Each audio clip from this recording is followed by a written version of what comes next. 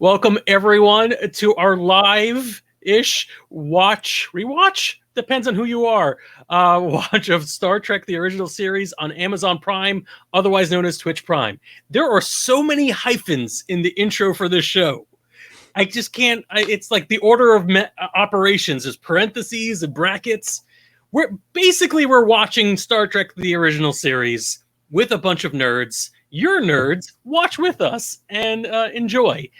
So we're on episode 4, or is it 5? I think it's 4, right? This is the 4th episode. It's the naked time on our rewatch, and I am excited about this episode because I think it's going to be about. I have never seen any of this. I think Are you basing your thoughts on the title? Absolutely. And from what I know about Star Trek, which is the ridiculous sexy times that Captain Kirk is constantly up to. I mean, every episode, it's another green chick or a purple chick or whatever. No. I only know the stereotypes. And so far, they've all proven very wrong. And this time, the naked time is going to be just about like late 60s, early 70s swinging. It's just going to be a raucous, sexy time. That's what I think. Ken and Katie, you both know this episode. Is this familiar enough, title alone? I think it'll be familiar enough that when you see a particular classic scene, you're going to be like, oh, it's that episode. That's exactly. Okay. You're like, oh, everyone's seen this clip. Oh, okay. All right, great. That doesn't necessarily prove me wrong yet, but the two of you actually, clearly you know the episode. You know pretty well. All right. Yeah. James, how about you? Do you have any idea what this is about? I just know that it was one of the episodes considered for the pilot. I don't. Every episode. Back. Actually, aren't we running out? Isn't it just this one and that's it, right? This is the last one. This is the last one that was considered in the original order, right? Was one of the original group films, so they couldn't consider any more for the pilot. Got it. Good. All right. So Ken and Katie, do you have anything to tell us before we're about to sit? And all of you at home, feel free to chime in on the chat, including if you could just politely make fun of us for not knowing what the hell we're talking about. Us, as in the people on the left side of your screen, not knowing what we're talking about. It's all fair. We understand. We're in a room full of Trekkies, and we're not necessarily there yet. But you two, Ken, Katie, any suggestions, advice, any ideas, and any things any wisdom you want to imbue on us before we watch this? Well, what I can say is I've seen this episode multiple times in the past. It's one of the ones that kind of resonates in my memory. So I'm kind of looking forward to going back and watching it. But I don't think I ever actually understood what the title meant. I have theories that I've been thinking about. I'm super excited. All right, I don't want to waste any more time. Anybody have anything else before we go? All right, we're about to play The Naked Time on Non-Pro's Twitch stream. Hey, if you found this through a podcast or on YouTube or whatever, go to twitch.tv/nonproductive and follow us. Give us a subscription. Do the bells. All right. But stay tuned. We are professional streamers.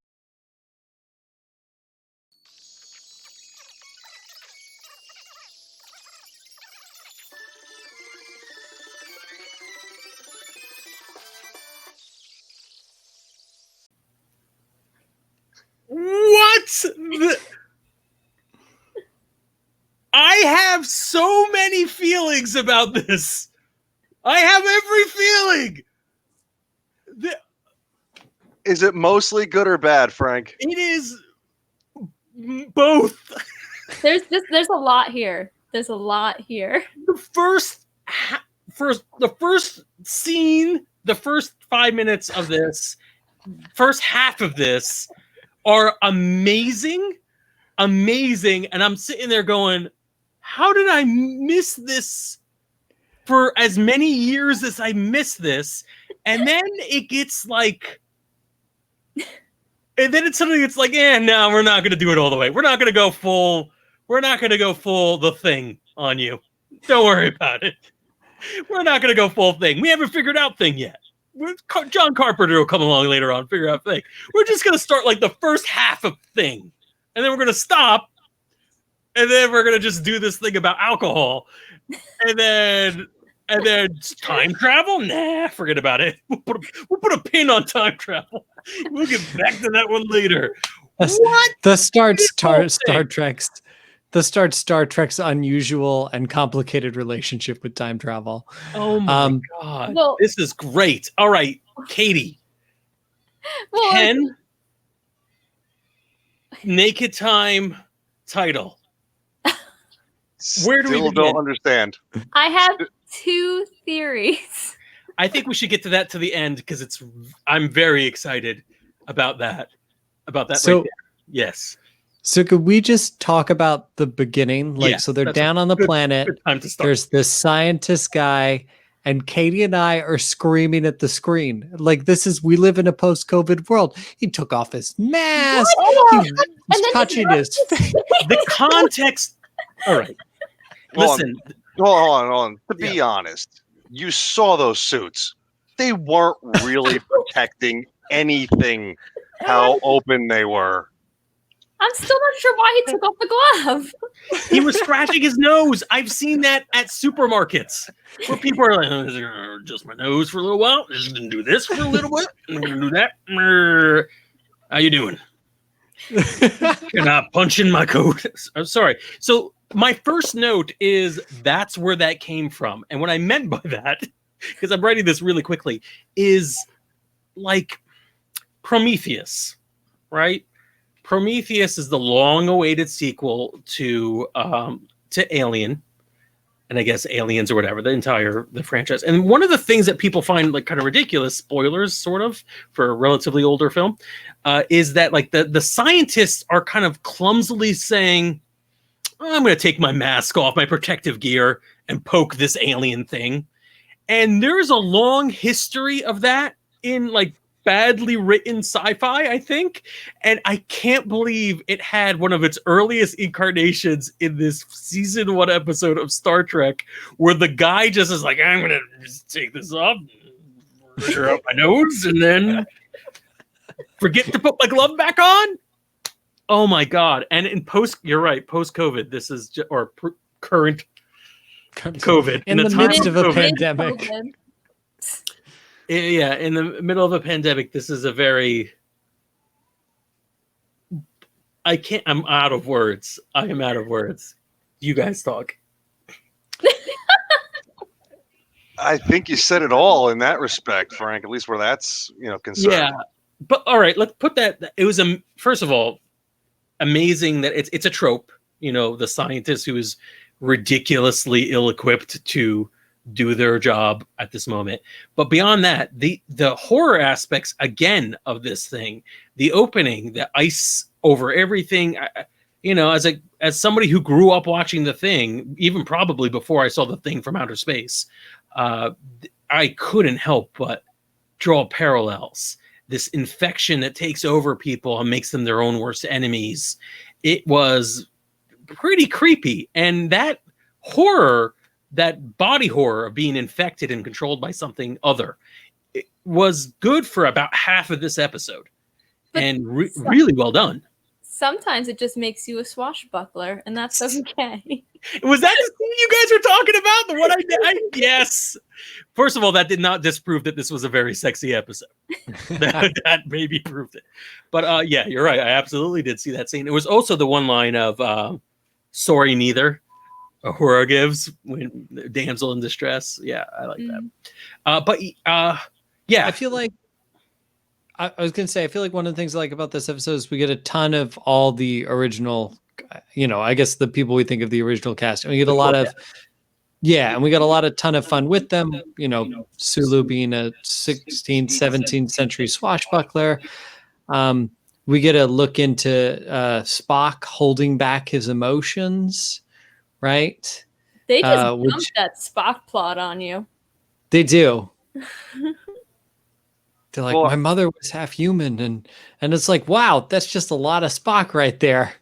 I thought we'd wait for this, but episode 4, here we are.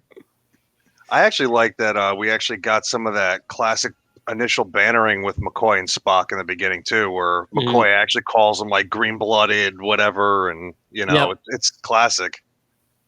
Yeah, and to the credit of the actors delivering these lines, it doesn't. Where some earlier episodes made you feel like, what kind of doctor would say this? You don't feel it here. You're like, all right, they have some kind of maybe racist kind of banter back and forth with each other, but they're friends. They are close. They're kind of getting away with it.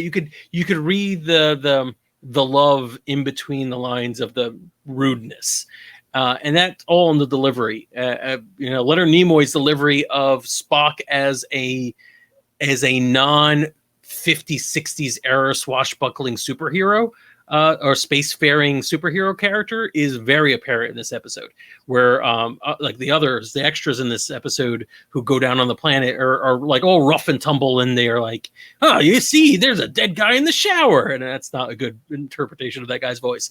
But Nimoy gives a completely unique read for everything Spock is doing. I mean this genuinely. The horror elements in the beginning, despite that we segued into the swashbuckling, were great. They really were evocative. I love it. Go ahead, Ken. Can I keep bringing up this repeating thing that I'm doing every week and challenging Katie if this is actually a legit thing for the original series? We do have another replicator possible reference in this. We have someone order a dish of food that magically shows up in a wall. Is that a replicator, Katie? I brought this up while we were watching. I was like, is that the first replicator? Is that it? But then we noticed he puts his key code in. I think it was more of their like tiny fridges because there was a line of them. So maybe they just have the food, you get your meal and then they fill it with the next meal for the next. So it was an automat? I was thinking a dumbwaiter. So that's better than that's just pulling. There's a guy down there. This is a spaceship, Frank. Nope, I'm now convinced more than ever. Sometimes he has to push because of the way the food's going up through like the vacuum tubes at a drive-through bank. Yes, I think that's probably right. Pneumatic tubes for food. But I mean, anybody else have a feeling about the initial horror elements, or am I know I'm not making this up out of whole cloth here, but like, did I oversell the impact or what? No, it was good. I just think it's pretty weird to say this, formulaic at this point. I mean, each episode so far with our salt vampire and our, this one, and then I don't know with Charlie X, they all feel like that 60s sort of, Twilight Zone pseudo horror, right? I kind of enjoyed that it turned into more space adventure-y as it went on. I wanted to bring up the, the first big thing for me, or the thing that got me super excited, is when Scotty and Kirk are going back and forth about the engines, right? It's like, well, it's never been done before. It's like, well, but if we do this, and I'm like, yeah, that's Star Trek, man. That's space. The first, like, completely, let's pull science. Let's do random science on the spot. Science. Right? Exactly. And I was so excited about it. Yeah, I don't want to say that you're underselling it. I just feel like that's, it's a part of this early Star Trek for sure, but I was excited for the elements that felt like, the stereotypical Star Trek I've learned about, like random science on the spot to save themselves. And I throw them back in time, apparently. Yeah, I mean, the fact that the relatively hard pivot of this is not an alien organism. This is not an X-Files take on the Thing when they're in the frozen tundra. This is not the Thing when they're in the frozen tundra and there's an alien infected them. This is actually the one scenario where people running into an alien would make sense. But they were like, oh, no, it's not alien. It's basically just a weird kind of alcohol. Super drunk alcohol virus. It's infectious alcohol that gets you drunk real quick, and everyone just gets like no inhibitions and a little racist. Oh man, I felt it was odd, unexpected completely to me, but they definitely had fun with it. What do we think about how about the one Irish crewman who was singing shanties the entire time? I loved them. Yeah. I loved them. We've all met that Irish guy in a bar. I sometimes am that Irish guy in a bar. All right. James. What? Yep. All right. Good. Yeah. I agree. Yes. So yeah, it was to me. I maybe it's because I've only ever seen it now, right? Like I've been preloaded with the horror elements, but like it was pretty shocking to see the abrupt switch to this is just humans being humans in a very weird way. What did you think about that, Katie? James already said that he liked it, that he felt the space adventure was a plus up. How about you, Katie? It's hard to take myself out of not seeing it, so it's like this is what I expected. But I can see it kind of feeling a little disjointed because it is very serious, and then suddenly Sulu. Suddenly, Sulu. We're gonna do a rendition of that at the end. Send me over to an Irish bar, and I will have a couple drinks, and I'll start singing it. It's gonna be amazing. Ken, you are a big fan of Carpenter. What did you think about this? The My Switcheroo. I again, going back to what you're saying with the way it started out, a lot of these writers were already established sci-fi writers on the show too, and it would make sense that they would actually borrow from some of their friends or peers. And the first thing I put in my notes watching this is that, oh, it's The Thing, which I never really thought of when I was younger watching the show. But then it's like it's so obvious. It's like it's Who Goes There is what it is. Right. Yeah, absolutely. And I'm curious. I wish I had the chance to look up who wrote this and see whether or not there was any notes that like, oh yeah, this was already kind of a classic story. It was already out for like a decade. It was written by John Black, who I'm not familiar with. Yeah. So, but yeah, it's that kind of style, that flavor of the week, the rehashing of a popular like sci-fi trope or thing that's out there in the zeitgeist is part of writing popular science fiction. So I'm cool with it, but it was like such an extreme back and forth. And there are some amazing. We talked about the shanty. Nurse Chapel. That was number 2, right?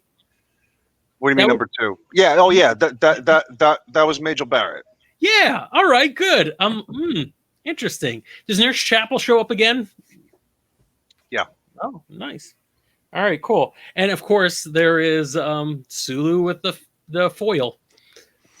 So, so much to talk about. One interesting fact about this episode is, as I look it up on the wiki, apparently this was supposed to be a 2-parter. That's why originally they started going back in time. Yeah.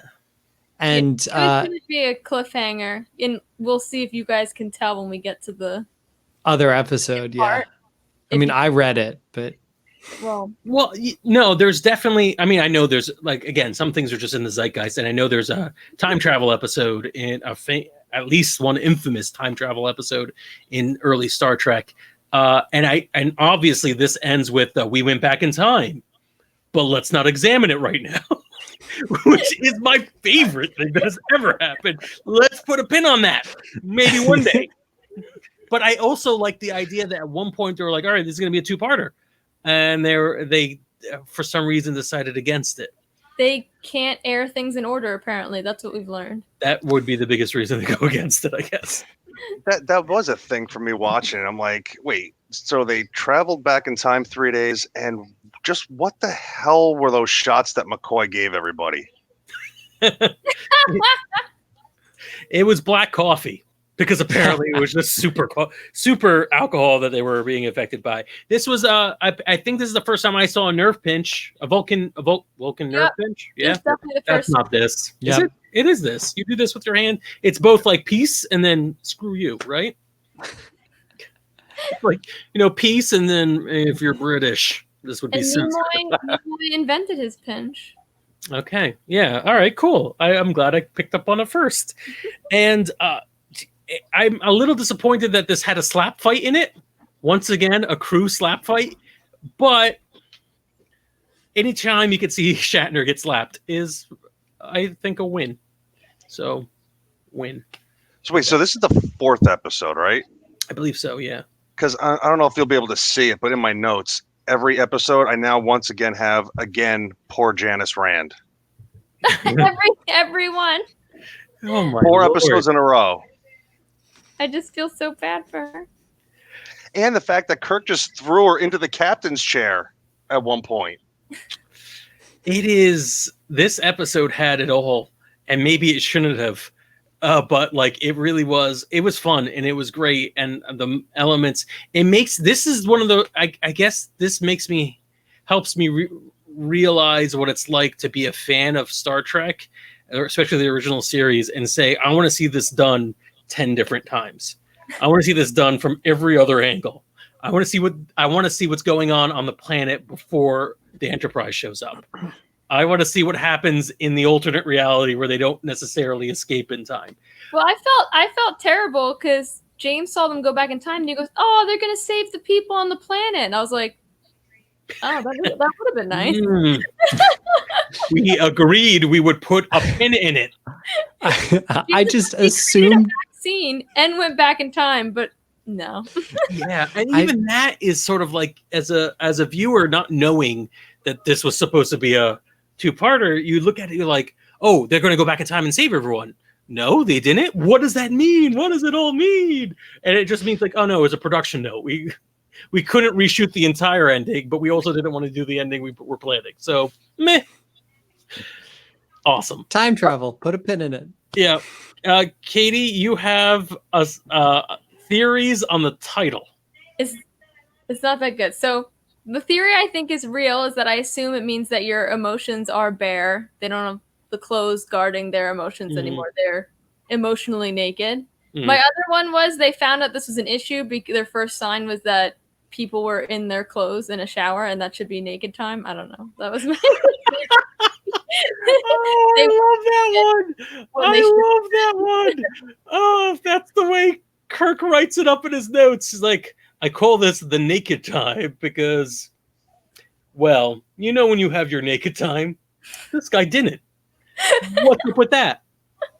And then what's up with that? I was just interested in that. What's up with that? Yeah, all right. So yeah, we have never rated these episodes, but I rate this 20 stars. This is great. I love this. It really was a lot of fun, and you know, I'm okay with it not ending up being the thing. I don't know what I would have done if it was the thing. If it was literally people were dying one by one, and we were just trying to figure. We never knew if it was Kirk or Spock, and they're just sort of laying there in the Enterprise at the end, and they're like just waiting for the other one to die, and it just fades to black, and I'd be like, what? That I want to see that episode. Or even better, they're just waiting for each other to die, and then they go back in time for 72 hours and they pretend like it never happened. This is a ridiculous episode. I just want to see McCoy. I just want to see McCoy testing, stuff on triple blood, burning it. Oh, I love this. I'm so sad we didn't really get to see McCoy be too crazy. You didn't see more of your favorite. You saw more of Scotty. That's good. But yeah, this is an episode with a full ensemble. I liked it. Anybody else have any last words they want to share about the naked time? No, for me, this is the first Star Trek episode that you really think of with the feeling of Star Trek. I think you nailed it earlier, Frank. Yeah. This was just great. I enjoyed this nonstop all the way through. Into ducks and talking about engines, and like I feel like it's super Star Trek-y to be, making the holes in the walls with their phasers. That's something that I don't know. Oh yeah, definitely. I have to cut this hole precisely, or else consequences. Just trust me. I gotta do this. My way. Yeah, it was, and then slap fights. Always with the slap fights. It's an essential part of of every Star Trek episode. An essential part of your viewing experience is to follow us on Twitch, twitch.tv/non-productive. You may be watching us right now. Make sure you've actually hit the follow button. And hey, if you've got a free subscription or don't mind shelling out a few bucks for one, why don't you subscribe to Non-Productive and help pay for this quality programming? These atoms aren't free, you know. Next episode. What is the next episode we've got? Does anyone know the title of it? It's The Enemy Within. Ooh, The Enemy Within. If this doesn't have at least 2 Louis Gossett Jr. references in it, I am rage quitting the show. You heard it here first, folks. Thank you all. Thanks, guys, for joining. This was so much fun. I want to watch this one again. And I actually do want to do like a stage reproduction of it. Or at very least coming up with lyrics for Suddenly Sulu. Suddenly Sulu is got a rapier. No, we need to work on it.